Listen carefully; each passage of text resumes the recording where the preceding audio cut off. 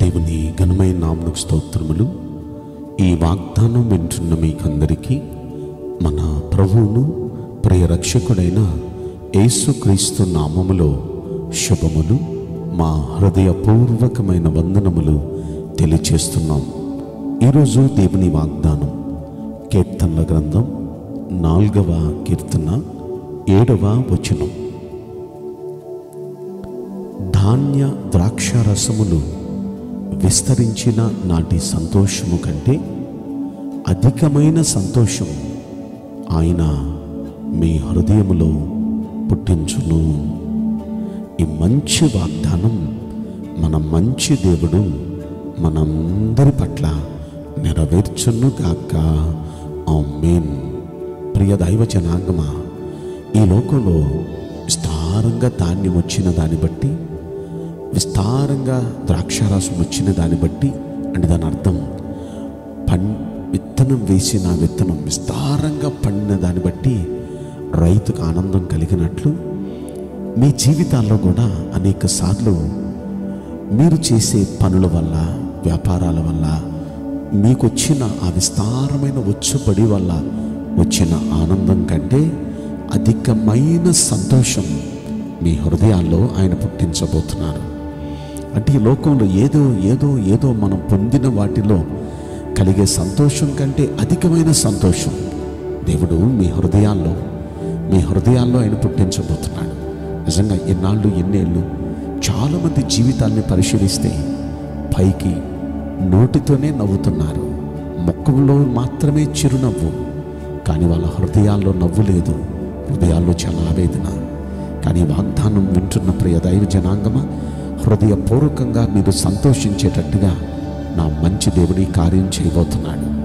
అలా హృదయంలో నుండి ఏదో మనం సంపాదించుకొని పొందుకున్నప్పుడు పొందే ఆ సంతోషం కంటే అధికమైన సంతోషం మన దేవుడు మనకి ఇవ్వాలంటే మనం ఏం చేయాలో ఒక 3 సంగతులు ఇక్కడ తెలియపరుస్తున్నారు.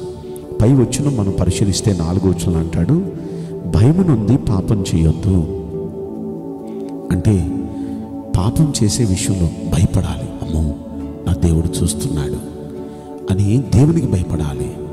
పాపపు మాటలు మాట్లాడే విషయంలో, పాపపు కార్యాలు చేసే విషయంలో, పాపపు చూపులు చూసే విషయంలో, పాపపు ఆలోచనలు ఆలోచించే విషయంలో మనం దేవునికి భయపడాలి. ఆయన మన ఆలోచనలు గమనిస్తున్నాడు, మన చూపులను గమనిస్తున్నాడు, మన మాటల్ని గమనిస్తున్నాడు, మన చేష్టలన్నీ, మన చర్యలన్నీ గమనిస్తున్నాడు. కనుక ఆయనకి భయపడదాం. అలా ఎవరు భయపడతారో వారి జీవితాల్లో ఇలాంటి ఆనందం ఇవ్వబోతున్నాడు. కనుక దేవునికి భయపడదాం. మొదటిగా మనుషులకు కాదు మనం భయపడాల్సిందే. రెండవది మనం చేయాల్సిన పని ఏంటంటే నీతియుక్తమైన బలులు అర్పించండి.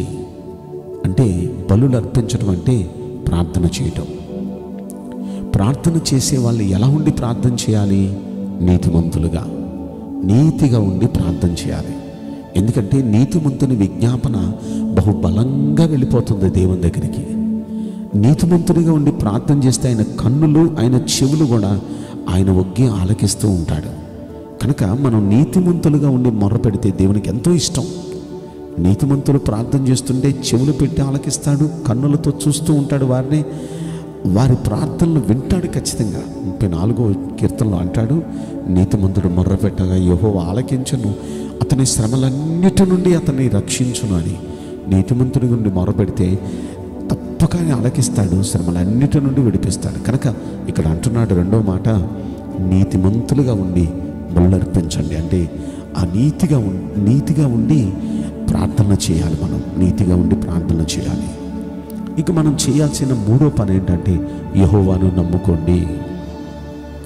ఎందుకంటే ఆయన్ని నమ్ముకుందాం.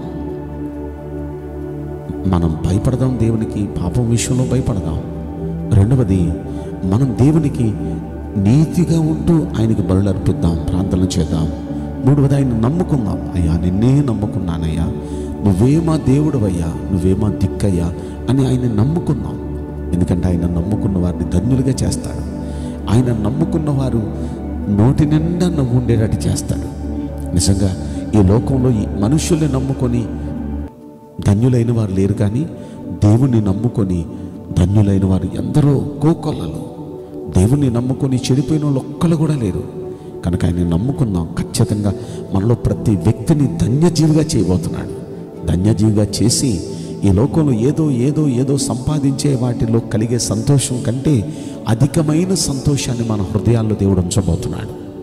కనుక ఈ విధంగా ఈ 3 పనులు చేసి మీలో ప్రతి వ్యక్తి, మనలో ప్రతి వ్యక్తి ఈ విధమైన ధన్యతను మనం పొందుదామా? ఈ వాగ్దానం మనలో ప్రతి వ్యక్తి హృదయంలో దేవుడు నెరవేర్చునుగాక. ఆమేన్. నేను మీకోసం ప్రార్థన చేయబోతున్నాను. పరిశుద్ధుడా, ప్రేమగల యేసు రాజా, మీ పరిశుద్ధ బంగారు పవిత్రమైన నామమునకు నిండు మనసుతో కోట్ల కొలదిగా స్తుతులు, స్తోత్రములు, వందనాలు చెల్లిస్తున్నాం. ఈ వాగ్దానం వింటున్న ప్రియుల జీవితంలో దయచేసి ఈ వాగ్దానం నెరవేర్చి కృప చూపించండి అయ్యా.